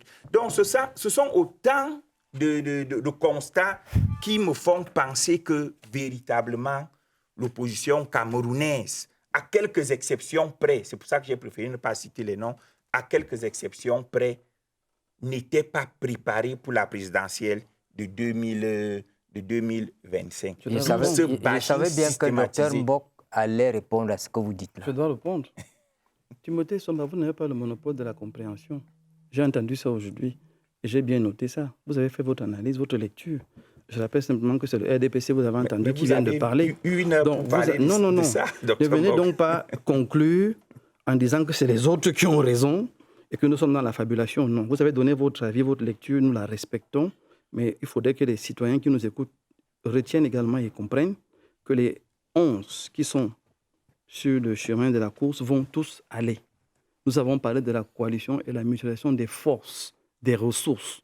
On n'a jamais parlé de la superposition des candidats. Il faut le rappeler ici avec force. Tous les candidats de l'opposition vont aller. Dans une logique de compréhension mutuelle. Quand vous dites que... Dans une logique de compréhension mutuelle. Oui. Vous claironnez cette phrase comme une ancienne depuis pratiquement 3 mois. Bon, on ne va pas revenir sur ce débat. Qu'est-ce qu'on met dans mutualisation des forces? Ça veut dire que le scrutateur du FSNC va donner son PV au scrutateur de l'UNDP. On ne fait pas la photocopie des PV, c'est interdit. Voilà ce qui se passe justement. C'est pour ça que je dis que vous n'avez pas de monopole de la compréhension. La mutualisation des forces rentre dans plusieurs cadres. Le premier cadre, c'est la formation des scrutateurs. Le deuxième cadre, c'est se rassurer que tous soient présents sur le terrain. Et d'autres cadres, je ne vais pas les signaler ici, mais on parle également des moyens. Et au niveau des moyens, certains partis politiques sont plus dotés que vous ne pensez. Quand vous voulez essayer de venir humilier un candidat qui a choisi avec beaucoup de hauteur. Non, je ne peux pas laisser ça. Avec beaucoup de hauteur, d'aller rencontrer un autre candidat, n'essayez pas de faire 2 poids 2 mesures. Maurice Kamto, aujourd'hui, est un président, en fait, une autorité d'un parti politique que nous connaissons. Et j'ai appris aujourd'hui qu'il a démissionné d'où il était, au Manidem. Il revient dans son parti. Et je pense qu'il va monter. Maurice Kamto est une personnalité politique aujourd'hui. Ne discutez pas, il fait peur au RDPC et tous ceux qui veulent donc battre le RDPC vont échanger avec lui, même par la violence. Ce n'est pas le débat du jour. C'est ce qu'il pense. Mais nous ne sommes pas dans la violence. Et ça, c'est vous qui le dites. Je sors sévère en disant que je suis sur un plateau où je serai obligé de parler parce que l'opposition n'est pas stupide et les gens ne vont pas vouloir donner l'impression que nous sommes des gens confus ou des hirondelles de printemps. Nous ne le sommes pas. Et je le dis avec force et la dernière énergie, parlez de vous, laissez-nous tranquilles. En dehors des appels incessants en faveur de la paix, nous parlons maintenant de Philémon Yang. Le financement des ODD, la préparation des 80 ans de l'ONU, que retenir de la présidence Afrique de la 79e session de l'AJ de l'ONU? En ce qui me concerne, je retiendrai que Philémon, le Premier ministre Philémon Yang, a fait déjà honneur à l'Afrique, a surtout fait honneur au Cameroun, parce que lorsqu'il représente le Cameroun au niveau des Nations Unies, il ne représente pas un parti politique. La plupart des gens qu'il a en face de lui, c'est que c'est un Camerounais, c'est un Africain du centre. Ça, c'est la première chose. En termes concrets, vous êtes sans ignorer d'ailleurs qu'il a travaillé d'arrache-pied pour aboutir sur le pacte de l'avenir qui a été adopté en septembre 2024. Ce pacte qui était déjà très attendu, bien qu'il ne soit pas contraignant, mais c'est un pacte qui trace déjà les sillons de la réforme du multilatéralisme. Il est question d'adapter donc désormais le système des Nations Unies pour que les pays africains et bien d'autres soient mieux représentés, parce que vous êtes sans ignorer, lorsque les Nations Unies sont mises en place, c'est juste après la Deuxième Guerre mondiale, le contexte géopolitique mondial il est très différent. Et donc, ce qui fait que les mesures ou bien les dispositions organisationnelles qui ont été prises à ce moment-là, aujourd'hui, semblent dépassées. Toujours ce pacte pour l'avenir est constitué, je crois, de 56 mesures et 5 chapitres qui partent du développement durable, de la paix et de la sécurité, des sciences et de la technologie, de la coopération numérique, les jeunes et les générations futures, et enfin la gouvernance mondiale. Donc vous voyez que pour aborder toutes ces questions, il a fallu quand même quelqu'un qui puisse conduire ces travaux. Et le fait que cela soit adopté avant qu'il ne quitte, avant que son mandat ne s'achève, on peut déjà considérer cela comme un succès. Alors Simon, on a lu ici et là que le Cameroun n'a pas su tirer avantage de cette position au plan international. Ce qui tranche d'ailleurs avec le constat du secrétaire général des Nations Unies, Antonio Guterres, qui estime que le président Yang a donné une voix à l'Afrique, a su mobiliser les pays tout au long de cette session sur des questions comme la fin du travail des enfants, le respect du droit international humanitaire, la lutte contre l'impact des armes légères et de petit calibre sur le développement. C'est déjà ça essentiel. Mais le Camerounais, lui, l'entendait voir les choses plus concrètes. Parfois, on n'est pas très au parfum de ce qui se passe au plan diplomatique. Et donc, on peut demander des comptes là où il n'en faut pas. C'est ce que je voulais dire. La diplomatie est du domaine réservé du chef de l'État. Mais ce qu'on peut constater... Non, mais le chef de l'État, parlons de non, Philemon Yang. Oui, je voulais dire, non, parlons du chef de l'État. Je suis d'accord. Un peu le chef de l'État. C'est pour ça que je dis que je vais aller dans ce domaine-là en recrutant plutôt ce que j'ai pu constater. Je voulais dire que quand on regarde bien, on se rend bien compte qu'entre entre le 10 septembre 2024 et le 10 septembre 2025, sur le plan sécuritaire, par exemple, je crois qu'il y a un embelli au niveau des régions du nord-ouest et du sud-ouest. On sent très bien que c'est vrai, il y a encore des poches de résistance. Comme on déplore encore les 7 morts. Là, oui, on déplore effectivement les 7 morts de nos forces de défense et de sécurité à qui aux familles de ces forces-là, nous souhaitons toutes nos condoléances. Il faut noter néanmoins que ce n'est pas le moment où on a posé un acte qu'effectivement les retombées sont le chef de l'État qui a justement mis Philemon Yang. Là, vous ne voulez pas qu'on en parle, mais il faut en parler. Non, je n'ai pas dit que vous n'en parlez pas. Comment est-ce que le Premier ministre Philemon Yang est arrivé là? Je vous rappelle que c'est le président de la République qui était son directeur de campagne. D'abord, au début avec la CEMAC, après avec l'Union africaine, pour convaincre les géants du monde à ce que, vous savez que lors de cette élection, l'Afrique du Sud et après le Brésil, parce qu'après, aux Nations Unies, c'était avec le Brésil. Donc, ça veut dire que c'est quelque chose qui a été salué et on connaît... mené de main de maître. Voilà, et on connaît très bien la force sur le plan international du président de la République. Et chaque fois qu'il a fait cela, moi j'ai confiance qu'il y aura d'autres retombées. Parce que chaque fois que le président est arrivé, ce n'est pas la première fois, la première fois, je crois, l'une des fois où je connais, c'était en mars 2003. Entre février et mars 2003, où le Cameroun a dirigé le Conseil de sécurité. Okay. Et vous avez très bien vu qu'après le conflit frontalier Bakassi, Cameroun a trouvé une issue. C'était en 2006 qu'on a signé les accords de Green Tree. Donc, généralement, quand le président de la République, très avenant, très sage, quand il pose un acte sur le plan international, bien évidemment, c'est aussi pour continuer à promouvoir, parce qu'il est le mendiant de la paix, c'est de continuer à promouvoir la paix dans le monde, mais également de permettre au Cameroun de tirer profit sur des questions, par exemple, de paix et autres. Donc, nous savons que s'il a posé cet acte-là, évidemment, ça aura un impact majeur sur le Cameroun. Docteur Mbok, il y a des choses à retenir? Il y a des choses à retenir. Moi, je vais aller dans le sens, pour une fois, de Simon Metengue, qui est celui d'attendre. Parce qu'il y a des actions qui vont naturellement porter sur la durée. On peut déjà se féliciter que ce soit un Camerounais qui a été porté à cette responsabilité. L'histoire va le retenir et on ne peut pas cracher dessus. C'est la publicité de la nation qui est faite. Et cet homme, Philemon Yang, ce grand commis de l'État, je ne sais même pas comment le qualifier, en termes de CV, je crois que si on va dresser son CV jusqu'à la poste centrale, on sera encore en train d'écrire la qualité de l'homme, la grandeur de l'homme, la majesté même de l'homme, dont je pense que c'est l'homme qui s'est retrouvé où il fallait. Et les actions n'ont pas été vues immédiatement pour le peuple parce que justement, Simon l'a encore dit, c'est une question de diplomatie où ça se discute dans les couloirs, les mesures se prennent et le peuple peut avoir des incidences directes ou indirectes. Donc, d'une manière ou d'une autre, notre voix sera certainement entendue d'une manière différente à l'ONU. Le pays sera certainement mieux considéré au niveau de ces instances-là et au niveau de l'Afrique. On va donc pouvoir dire qu'à ces responsabilités, sauf erreur de ma part, il n'y a pas beaucoup d'Africains qui ont déjà occuper ces responsabilités-là. Donc le Cameroun, en fait, sort bénéficiaire de ce passage d'un an. Mais je vais sortir en disant qu'il ne faudrait pas simplement qu'on annonce les retombées. Il faudrait que ce gouvernement-là puisse, tôt ou tard, expliquer aux Camerounais en quoi peuvent consister ces retombées-là. Parce que je continue de dire, et qu'ils le prennent comme ils veulent, moi je crois qu'ils devraient même le prendre à leur avantage. La communication est centrale quand on gouverne les gens. Quand vous gouvernez un peuple, communiquez avec eux. Même les détails sont importants. Ça évite la spéculation, ça évite que les gens soient finalement taxés d'apprentis sorciers. Mais ils ne vont pas être apprentis sorciers comment quand ils n'ont pas l'information que vous détenez et qui devrait être utile et portée à tout le monde. Donc, merci pour le travail qu'il a fait. Félicitations à lui.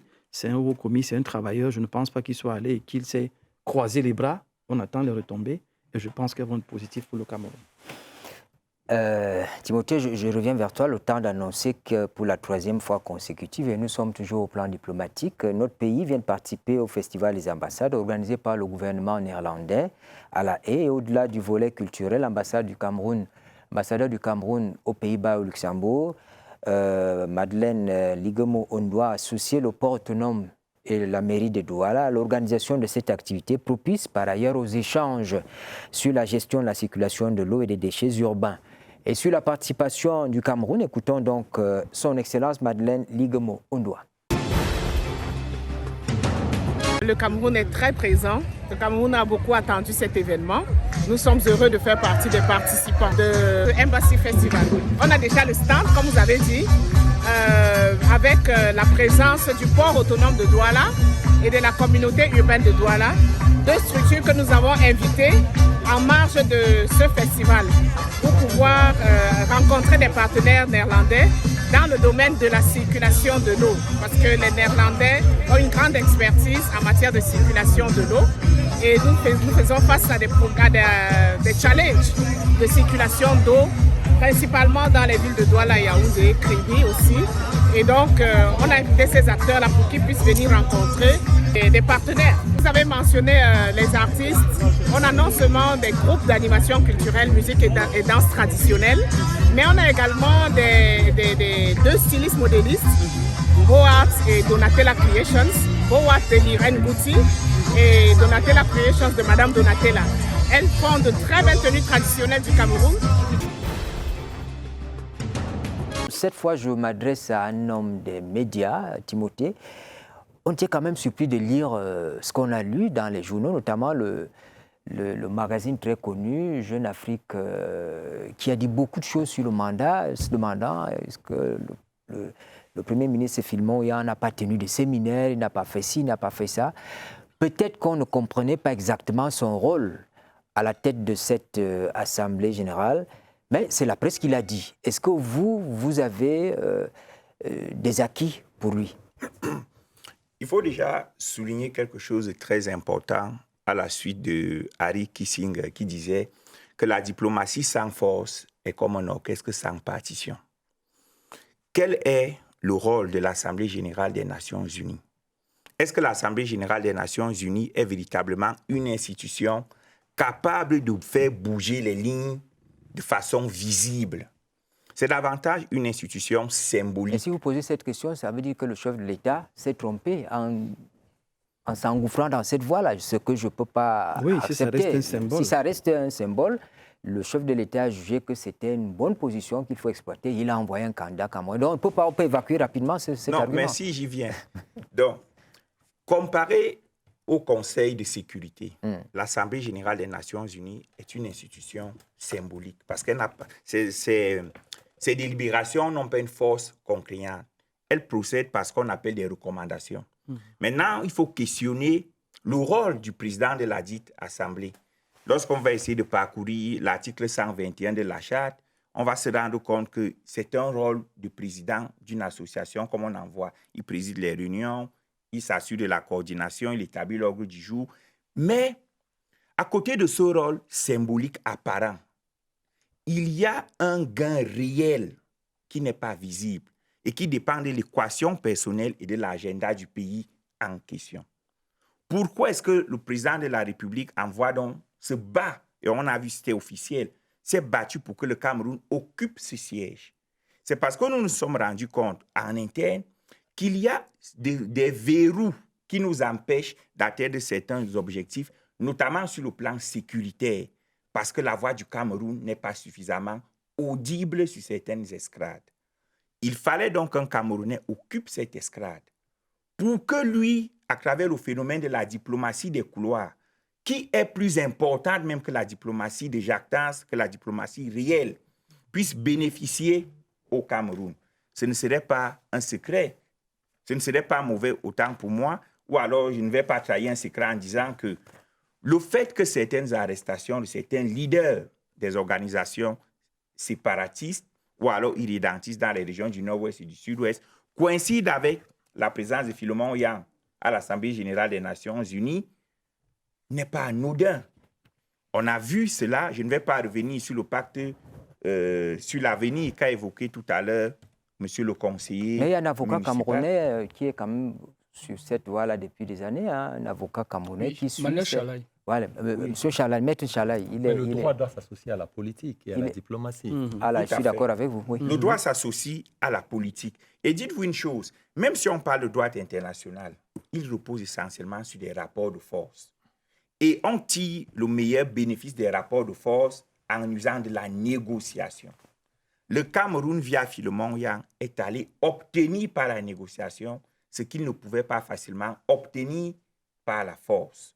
Et à l'heure actuelle, le meilleur gain que l'on puisse tirer des Nations Unies, c'est son implication active dans la résolution de la crise anglophone, qui plombe notre économie et qui empêche le Cameroun de se développer. Donc, Philemon Yang est allé jouer ce rôle. Et nous allons observer les bénéfices de façon davantage visible dans les jours à venir à travers la signature de certains nouveaux accords. Et d'ailleurs, vous savez que, ça c'est pour continuer dans son sens, vous savez que déjà les Nations Unies sont partie prenante dans la reconstruction, dans le plan de reconstruction et de développement des régions en crise. À travers le PNUD. Voilà, et effectivement, à travers Système des Nations Unies. le président, c'est-à-dire que le coordinateur technique, c'est-à-dire que et un certain nombre d'édifices ont déjà été construits. Je crois que nous sommes pratiquement à plus de 32 milliards sur 185 milliards à demander. On a déjà mobilisé pratiquement 32,5 milliards de francs CFA avec 75% venus des contributions de l'État et 25% pour les partenaires. Donc, effectivement... Les Nations Unies sont également partenaires dans le processus électoral pour le... Très bien. Donc, ça veut dire que le 12 octobre. Les Nations Unies considèrent le Cameroun comme étant l'un des acteurs axiaux de la promotion de la paix. Ça, c'est un peu cela. Je l'ai même pratiquement dit dans mon livre, dans mon ouvrage, vous connaissez, L'ultime combat du grand Nobel africain. J'avais pris une partie pour parler notamment de l'implication des Nations Unies dans Bakassi pour après revenir sur le mandat de Philemon Yang. Effectivement, nous pensons que restons sereins. Nous verrons bien les retombées parce que le président de la République ne pose jamais un acte pour rien. Il a toujours une avance sur ce qui va se faire. Les travaux qu'a menés le Premier ministre Philemon Yang aujourd'hui visent donc à reformer ce multilatéralisme et à équilibrer les rapports de force. C'était important de... Pour préciser, une dernière précision. En fait, il ne faut pas dire que le principal organe délibératif des Nations Unies, c'est l'Assemblée générale. C'est-à-dire que le Conseil de sécurité vient après. Mais le principal organe délibératif et représentatif du système des Nations Unies, c'est bel et bien l'Assemblée générale des Nations Unies. Et donc, nous sommes fiers qu'un Camerounais, impulsé par le président de la République, ait dirigé pendant un an cet organe. Alors, moi, si j'ai bien compris, ça veut dire que les retombées pourraient être la fin de la situation difficile au Nozo. Possible. C'est une des retombées possibles. On doit attendre ça. C'est l'enjeu le plus visible. C'est l'enjeu le plus visible. Pourquoi donc la presse écrit ce genre de choses? Pourquoi vous, de la presse, parfois vous vous posez j'ai envie de dire même je ne vais pas dire ennemi, mais un problème de la communication, finalement. Parce que parfois, ils ont si la presse n'avait pas dit ça, on ne serait pas allé au fond de cette affaire. On non, mais sur quel base vous imaginez Sauf un peu que comment... ce n'est pas la presse locale. Vous imaginez aussi... Bon, malheureusement, aussi beaucoup la presse étrangère. Ce n'est pas la malheureusement, presse locale. Mais il faut reconnaître que nos populations, j'en parle souvent et avec Timothée, on en a souvent parlé, l'éducation sociale passe aussi par l'autorité qui fait office de référent. Vous savez, quand le gouvernement parle, c'est parole d'évangile. Quand un acteur social parle, on relativise. Et c'est pour ça que je dis qu'il ne faut pas que les gouvernants aient toujours l'impression que l'opposition est leur ennemi, mais c'est que l'opposition, c'est voir la force qu'ils n'utilisent pas bien. Aujourd'hui, en termes de communication, vous devez tout faire pour mieux communiquer, pour mieux dialoguer. Une communication simple comme celle-là. Quelqu'un vient dire, finalement, Yang est allé juste se balader, il n'a rien fait. S'il n'y a pas un plateau comme celui-ci pour expliquer, pour que Messengue ou le conseiller municipal ou même Timothée Somba l'explique, comme il l'explique de manière si claire, de manière pratique, on fait quoi? Donc la communication, croyez-moi, est quelque chose d'essentiel, de fondamental pour qu'une société même soit en paix. Ceux qui sont dans le nord et le sud aujourd'hui savent qu'il y a un travail de fond qui est fait pour leur bien jusqu'à l'international. C'est mieux qu'on le leur dise. Ça apaise, ça tranquillise et ça fait que apprentis sorciers n'auront pas la baguette pour s'envoler encore. Si je peux dire un mot, peut-être à la décharge de la presse, c'est qu'il ne faudrait pas qu'on confonde leur rôle. Dans le cas de ce qu'on appelle l'agenda setting, on se rend compte que le rôle de la presse n'est pas de dire ce qu'il faut penser, mais le rôle de la presse est de dire ce à quoi il faut penser. Ça veut dire que ce soit sous le prisme de la dénonciation ou que ce soit sous le prisme de la sanction, une fois que la presse a parlé de quelque chose, elle a déjà modifié l'agenda. Et c'est en cela qu'il faut toujours comprendre l'importance de la presse. C'est sa capacité à impacter, à influencer l'agenda de manière à vous faire parler des choses dont vous n'aviez même pas prévu de parler. Okay. Il ne me reste plus qu'à vous dire merci. Merci pour vos analyses. Merci pour cet échange citoyen autour des questions qui nous concernent tous.